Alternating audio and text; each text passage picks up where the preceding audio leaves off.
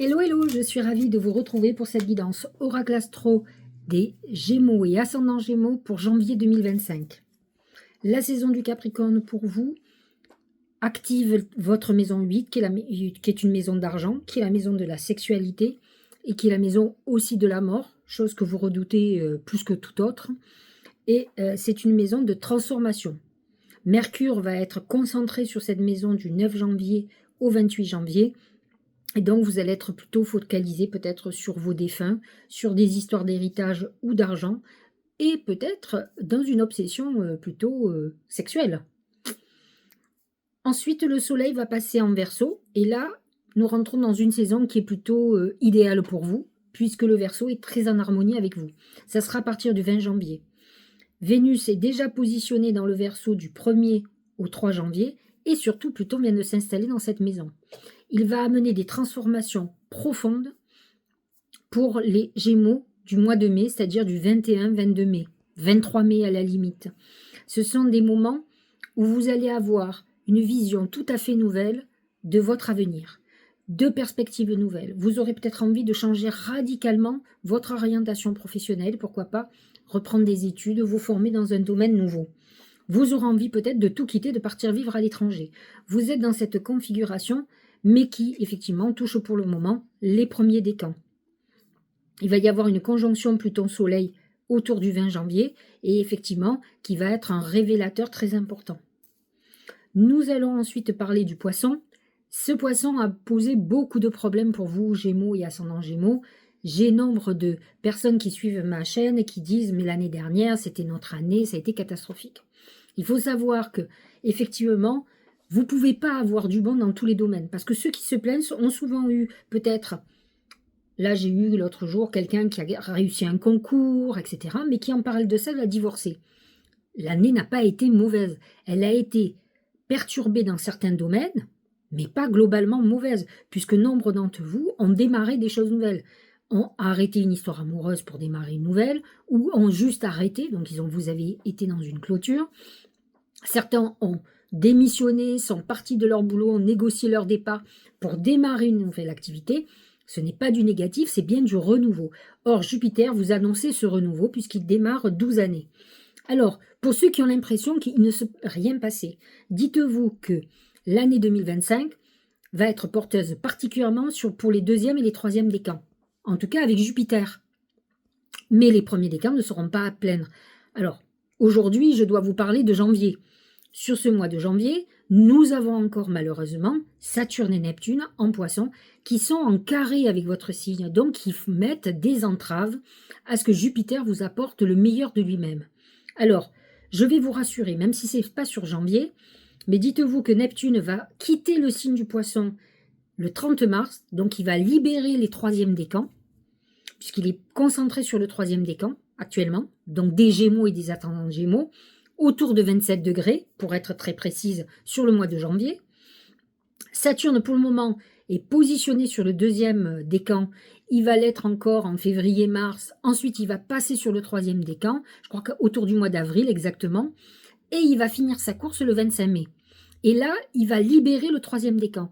Là, Jupiter aura sa pleine capacité pour vous ouvrir des portes. Ça ne veut pas dire que vous n'aurez pas déjà des domaines sur lesquels vous avez commencé à avancer. Pour certains Gémeaux, Ascendant Gémeaux, ils ont déménagé. Ils ont quitté un boulot, ils en ont trouvé un autre. Ils ont arrêté une histoire, ils en ont démarré une nouvelle. Donc, c'est pas comme si c'est des mouvements, mais c'est une initiation pour 12 ans. Donc, vous avez déjà commencé tout ça. Alors, même si les planètes en Poisson, Vénus par exemple, alors Vénus, elle va faire des allers-retours entre le Poisson et le Bélier dans les 6 premiers mois de l'année. En attendant, en janvier, elle est en carré avec votre signe, elle est positionnée dans votre maison 10, sur vos ambitions, sur votre famille. Elle est en carré, mais elle est dans votre maison 10. Donc, elle va amener certainement des projets professionnels qui sont censés ou qui vont vous apporter plus d'argent. Mais Saturne est là pour le deuxième décan, lui amène certains blocages, l'oblige à prendre des responsabilités professionnelles, à prendre sa part de responsabilité. Le Gémeaux a une problématique quand même, il y a un côté chez lui un peu enfantin, malgré que moi j'ai certains Gémeaux qui sont des chefs d'entreprise, qui, je trouve, manquent de responsabilité. Ils mettent beaucoup face à la responsabilité aux autres, mais ils prennent peu les leurs. Et souvent, ils mettent les gens dans des situations très complexes. Neptune est toujours en carré avec votre signe aussi, sur le 3e décan, ceux qui sont à 27 degrés. Donc c'est vrai que vous avez pu avoir des désillusions professionnelles, financières, quant à vos ambitions qui n'ont pas... Vous avez eu l'impression d'avoir rêvé quelque chose qui n'est jamais arrivé. C'est peut-être pas arrivé aujourd'hui, mais en tout cas Neptune vous a plongé dans quelque chose où vous êtes resté trop dans le rêve et beaucoup moins dans l'action. Alors peut-être qu'aujourd'hui vous êtes lucide et vous allez bouger, mais il va bien falloir passer par là. En tout cas, le fait que Neptune et Saturne vont quitter à un moment donné le Poisson vont vous permettre d'agir beaucoup plus, d'autant plus qu'ils vont s'installer dans un signe ami qui est le Bélier et qui va vous donner un coup de boost. D'accord ? De toute façon, avec l'entrée de Pluton en Verseau, le Soleil en Verseau, Mercure en Verseau à la fin du mois, à partir du 29 janvier, vous êtes dans une très bonne saison pour que les choses bougent. De toute façon, et l'amas de planètes en Verseau, Jupiter dans votre signe qui touche le 2e décan, effectivement, vous allez avoir du mouvement, ça c'est sûr. Uranus est en Taureau, toujours dans votre part sombre, il touche le 3e décan à 23 degrés, et là, il a pu amener des hauts et des bas psychologiques. Il a pu amener des événements qui ont fait découvrir des trahisons, des choses cachées, peut-être des problèmes de santé, une hospitalisation. En tout cas, l'inconnu et l'imprévisible n'a pas été pour vous plaire.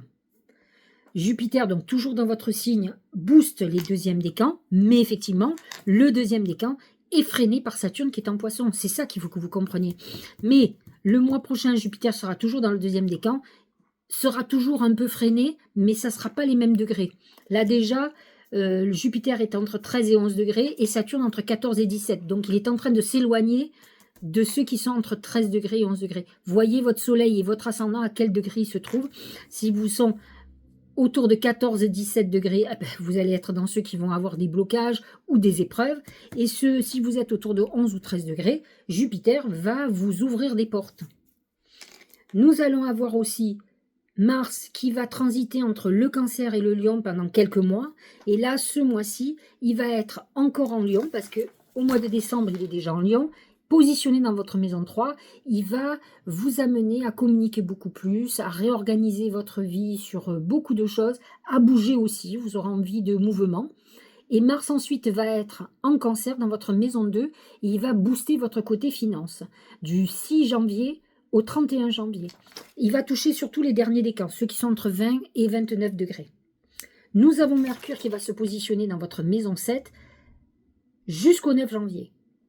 Puisqu'il va vous mener, il va vous orienter au niveau de votre vie de couple et de vos associations. Ensuite, il va passer dans votre maison 8, en Capricorne, je vous l'ai déjà dit. Le Soleil en Capricorne, donc, a démarré le 21-12 et finira le 19 janvier. Nous aurons une nouvelle lune le 30 décembre qui sera en Capricorne. C'est souvent la nouvelle lune pour faire des vœux pour l'année. Moi, j'ai envie de vous dire, prenez-vous 2 feuilles, une pour l'année 2025, une pour le mois de janvier 2025 et notez ce que vous avez envie et ce que vous désirez pour l'année et pour le mois de janvier. Capricorne étant positionné dans votre maison 8, c'est une maison très intuitive, très ésotérique, donc vous pouvez aussi faire des miracles en faisant des vœux à la lune ce jour-là. Nous aurons une pleine lune du 13 janvier qui sera en Cancer, qui sera dans l'axe 8-2 qui est l'axe financier. Et donc, c'est une pleine lune pour faire des vœux aux finances. Ce qui va être intéressant pour vous, c'est la nouvelle lune du 29 janvier qui sera à 9 degrés 51 du Verseau, qui est positionnée dans votre maison 9. Mais donc, de toutes les possibilités, ça sera un bon moment pour faire vos vœux à vous, pour tout ce que vous désirez cette année. C'est une lune beaucoup plus importante pour vous. Alors, nous allons regarder ce que les oracles ont à nous dire. C'est le cœur. C'est l'amour. Alors Jupiter est dans votre signe, donc il vous ouvre toutes les possibilités. C'est une année importante au niveau sentimental, au niveau de beaucoup de choses. Mais l'amour, c'est l'amour de soi, l'amour des autres, des gens que vous aimez, l'amour tout court, le grand amour, par exemple. L'amour va être au centre de vos préoccupations ce mois-ci. Que ce soit dans une rupture, que ce soit dans une réconciliation, que ce soit dans un pardon, que ça soit aussi dans une séparation. Donc l'amour va, mener, le mois de janvier, même si pour être très honnête avec vous, j'ai pas vraiment d'aspect, marquant. Vénus sera dans votre maison 10 qui concerne beaucoup plus le professionnel et le foyer. Donc peut-être quelque chose que l'on veut beaucoup plus stable et ancré, mais comme quelque chose qui peut déstabiliser quelque chose qui fonctionnait bien jusqu'à présent. Au niveau professionnel, c'est le livre. Le livre représente tout ce qui est édition, l'écriture, tout ce qu'on fait sur papier, le graphisme. Beaucoup de Gémeaux sont dans ce domaine. Ils peuvent être journalistes, que ce soit écrit ou parlé. Ce sont des gens qui écrivent des livres, ce sont des gens qui font du graphisme, qui dessinent. Ils ne font pas que ça, mais ils sont beaucoup aussi dans l'idée. Le livre amène aussi tout ce qui concerne la formation, l'éducation. Il faut savoir que la maison 3 représente justement l'éducation, et donc vous pouvez être mené à vouloir reprendre des études, à vous former, vous allez être beaucoup plus ouvert au niveau de l'esprit, d'autant plus que Pluton s'est installé dans la maison 9, qui est aussi la maison complémentaire chez vous de tout ce qui est connaissance. Et vous aurez envie peut-être de vous parfaire dans nombre de connaissances que vous n'avez pas. En tout cas, vous allez étudier des projets nouveaux, vous êtes dans une mouvance, j'allais dire, de réflexion, d'idées, de projets nouveaux. On travaille beaucoup dans ce sens.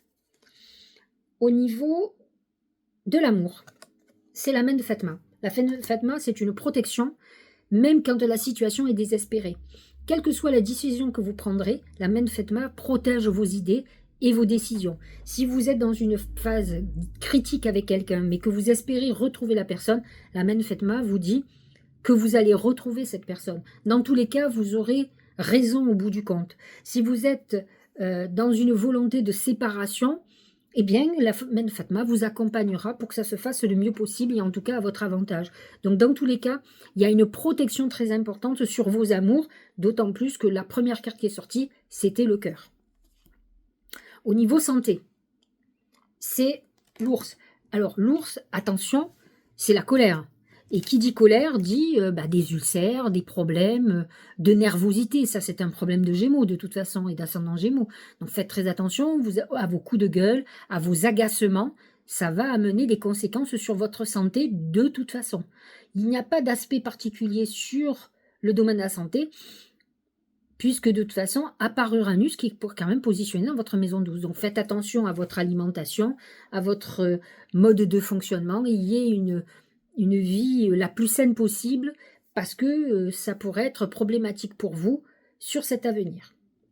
Alors, j'ai demandé à midi de comment allait se manifester la chance ce mois-ci pour vous, et il est sorti la justice. Alors, justice, c'est beaucoup de choses. C'est l'équilibre, la recherche de l'équilibre, mais pour certains, vous pouvez être dans une phase de déséquilibre, et c'est la justice. Alors, vous pouvez être dans une phase où vous avez besoin de trouver un équilibre, que ce soit un équilibre professionnel, financier, au niveau santé, ou au niveau amoureux. Vous allez devoir œuvrer pour trouver cet équilibre. En tout cas, au mois de janvier, c'est ce qui va peut-être vous obséder, cette recherche d'équilibre.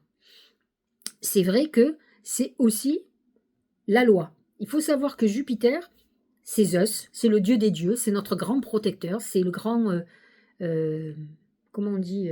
bienfaiteur du zodiaque. Il est dans l'expansion, il augmente tout. Et c'est vrai que dans votre signe, il peut amener pour des Gémeaux et des ascendants Gémeaux des soucis de justice. Alors, soit vous qui mettez en route un problème de justice, soit vous qui subissez. Dans tous les cas, la plupart du temps, c'est la justice divine qui va s'appliquer. C'est-à-dire que si vous avez été plutôt honnête, plutôt juste, vous verrez que les choses vont se retourner à votre avantage. Dans tous les cas, vous pouvez avoir des problématiques de justice ou des problématiques administratives avec le fisc, avec les impôts, avec si vous avez une société avec l'URSSAF, la TVA, avec un contrôle fiscal par exemple. Mais fondamentalement, vous avez quand même cette protection de Jupiter qui amènera, même si au départ vous avez l'impression que c'est la catastrophe, qui va amener un certain nombre de choses positives. Donc quand on nous dit où est-ce que, comment les guides voient la chance pour vous ce mois-ci, et on nous parle de justice, c'est que vous allez faire en sorte que ce qui est déséquilibré dans votre vie retrouve un équilibre, et que si vous avez une problématique juridique ou administrative, eh bien, vous serez plutôt vainqueur. Donc, la chance va se porter là-dessus ce mois-ci. Nous allons voir ce que nous dit le Tao. C'est l'abysse. Danger, engloutissement, caractère imprévisible, ça c'est Uranus dans votre maison 12. Et effectivement, qui vous met en danger, qui vous met en épreuve. Conditions hasardeuses, on est bien d'accord, Uranus, c'est tout ce qui peut arriver comme la foudre du jour au lendemain, sans crier gare. Sentiments obscurs, n'oublions pas que la maison 12 est une maison, effectivement c'est la caverne, c'est le fin fond de notre psyché, et donc où il y a tous nos démons du passé, donc qui vont remonter, et qui font que selon les événements, les choses remontent à la surface. Donc vous pouvez être dans une période avec des sentiments, des pensées plutôt obscures, avec des hauts et des bas, donc des phases difficiles. Je vous l'ai dit, ça touchera surtout le 23 degrés, donc c'est-à-dire le dernier décan. Insécurité, c'est sûr que Uranus vous amène en insécurité, vous vous dites qu'est-ce qui peut encore arriver comme catastrophe. Rassurez-vous, tout le monde ne sera pas touché par ça, mais en tout cas, si le Tao nous en parle, c'est qu'un certain nombre de personnes qui m'écoutent seront malheureusement touchées ou viennent de l'être déjà. Confrontation à la peur, effectivement, quand on est en insécurité, on a peur de l'avenir ou de ce qui peut arriver. Surveillez votre santé, essayez de travailler là-dessus, la peur n'appelle que le danger. Essayez de dépasser dans la vie, il y a une loi qui est claire et nette, c'est que tout problème, il y a toujours une solution. Peut-être que la solution ne vous convient pas, mais elle existe. Donc dites-vous que c'est binaire, la vie. Donc essayez d'aller au-delà de vos souffrances et de vos peurs. Et c'est le courage, donc effectivement, le but c'est d'avancer et de sentir. Et n'oubliez pas que Jupiter vous accompagne, que même dans l'imprévisible, vous arriverez toujours à retomber sur vos pieds parce que vous avez le plus grand des protecteurs qui vous accompagne cette année. En tout cas, au mois de janvier, ça c'est sûr. Le film, c'est le moment de sortir des rêves de votre cinéma personnel pour entrer dans la réalité de la vie. Ah ben c'est exactement ce que je vous disais. C'est-à-dire que, effectivement, vous avez eu, à une époque, Pluton qui était en maison 8, vous avez eu une période, l'année dernière, où vous vous êtes dit c'est mon année, tout le monde a annoncé ça dans tous les journaux, moi y compris. Effectivement, on a juste oublié quand même d'insister sur le fait qu'il y a des planètes en Poisson qui ont été des empêcheurs de tourner en rond. Et effectivement, il y a une problématique chez le Gémeaux qui peut être beaucoup dans le rêve et qui a un problème avec la jeunesse. C'est-à-dire qu'il ne vieillit pas, il ne voit pas le temps passer. Il a été peut-être dans une phase où il a oublié d'agir vraiment, de faire les choses. C'est ce Neptune en Poisson qui a plombé vos rêves, qui a fait que vous avez cru en certaines choses, mais vous n'avez pas fait en action ce qu'il fallait et vous avez eu des désillusions. Alors, c'est bientôt fini, Neptune va partir, et là, vous allez être beaucoup plus dans le concret. En attendant, vous êtes face à une dure réalité, mais la réalité est toujours quelque chose de mieux. Vous êtes un chercheur de vérité, alors il faut assumer. Il vaut mieux voir la vérité en face pour pouvoir agir en conscience et le mieux possible. Tant qu'on est dans le rêve et qu'on espère et qu'on alimente ce rêve sans faire ce qu'il faut pour que ça marche, c'est compliqué. Vous avez pu vivre aussi des trahisons par peut-être trop confiant, ou confiante, hein, et donc ça peut être très compliqué pour vous. Les êtres de lumière. Vous recevez l'aide précieuse des êtres de lumière pour vous réaliser pleinement. Ça, je trouve que c'est un très beau message. Ça veut dire que vous êtes protégé. Je vous l'ai dit, quand on a Jupiter dans son signe, on est protégé toute l'année. Donc ce mois-ci, quoi qu'il vous arrive, n'oubliez pas que vous êtes protégé, que vous êtes guidé. D'accord? Pluton est dans votre maison 9, c'est une maison de spiritualité. Donc, vous êtes guidé et protégé aussi par vos défunts. Vous avez une connexion. Essayez d'établir cette connexion. Il faut sortir de la peur, il faut vous apaiser, sortir de vos agacements et de vos énervements qui correspondent beaucoup aux Gémeaux, qui est vite énervé. Et essayez de vous reconnecter à ces gens-là. Ça sera rassurant pour vous et ils vont vous montrer la voie où vous devez aller. En tout cas, les oracles vous disent qu'ils sont là. Alors, j'ai changé un petit peu les choses. J'ai rajouté 2 oracles qui sont des oracles de Dorine Vertu, qui est spécialisée dans les anges. Et donc, je vous ai fait 2 tirages d'un oracle, chacun, de 2 jeux différents, pour avoir le message des anges. Déjà, je trouve que quand on a les êtres de lumière, c'est déjà une très bonne chose. Communiquer avec la nature. Vous vous sentirez plus jeune, je trouve que ça vous correspond bien ça, et plus inspiré en passant du temps dehors. Et c'est effectivement, je pense que vous êtes dans une époque où vous aurez besoin de nature, alors que ce soit la mer, que ce soit la campagne, la rivière, Vous avez besoin de vous ressourcer, surtout si vous sentez que des choses bloquent. Essayez de vous apaiser et non pas de vous agacer, mais en tout cas, on vous dit qu'il faut vous rapprocher de la nature, et en vous rapprochant de la nature, vous allez automatiquement aussi vous reconnecter à la vibration de la Terre et de l'univers, et donc de vos anges gardiens. Donc, attendez-vous à aller vers tout ça parce que vous en avez besoin. Regardez le deuxième. Attendez-vous à un signe. Vous savez, c'est la même chose, hein, quand on vous dit les aides de lumière sont là, ils vous accompagnent, on vous dit attendez-vous un signe, je trouve que ce mois-ci, vous allez être gâtés. Alors, je pense que vous serez encore plus gâtés à la nouvelle lune du Verseau, c'est mon avis, puisque c'est un signe d'air comme vous, et que Pluton, dans votre maison 9, va accroître votre intuition, vous allez être d'autant plus guidé. Donc, concentrez-vous vers tout ça, et vous verrez que vous allez avoir des signes. En tout cas, tous les oracles vous annoncent des signes de vos guides. Moi, je trouve que c'est un beau cadeau pour le début de l'année. Entendez les messages, suivez votre intuition et vous allez voir que tout va aller bien. Voilà, j'espère que cette guidance vous aura éclairé. Je vous souhaite un très bon mois de janvier 2025. Je vous ferai mes vœux sur une autre vidéo, puisque au moment où vous écouterez cette vidéo, nous serons encore dans la saison du Capricorne et en décembre. Je vous embrasse et je vous dis à très bientôt.